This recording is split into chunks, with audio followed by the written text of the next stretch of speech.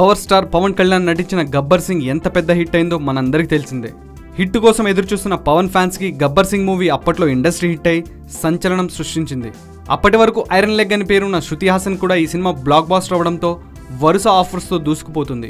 ఇక ఈ మూవీలో పవన్ కి తండ్రి క్యారెక్టర్ లో నటించిన నటుడు నాగినీడు ఒక ఇంటర్వ్యూలో మాట్లాడుతూ, Gabbar Singh pre climax hospital scene లో పవన్ కళ్యాణ్ చేసిన పర్ఫార్మెన్స్ కి నా నోట మాటలు రాలేదు. సీన్ అయిపోయిన తర్వాత కళ్యాణ్ గారు వెళ్ళిపోయారు, కానీ నేను అదే ట్రాన్స్ లో ఉండిపోయాను. ఆ తర్వాత మళ్ళీ వచ్చి మీరు బాగా చేశారని చెప్పి వెళ్లారు. కానీ 2 రోజుల తర్వాత మళ్ళీ కళ్యాణ్ గారిని కలిసి మీరు చేసిన యాక్టింగ్ కి నిజ జీవితంలో కూడా నన్ను కదిలించింది. అంత బాగా చేశారు కాబట్టి నా డైలాగ్స్ కూడా ఆటోమేటిక్ గా వచ్చేసాయి అని అన్నాను. మీరు కూడా బాగా చేశారని అభినందించారు. అయితే ఆ సీన్ పండడానికి పవన్ అద్భుతమైన పర్ఫార్మెన్స్ చేయడం వల్ల, నా యాక్టింగ్ కూడా న్యాచురల్ గా రావడం వల్ల ఆ సీన్ అంత బాగా పండిందని చెప్పుకొచ్చాడు నటుడు నాగినీడు.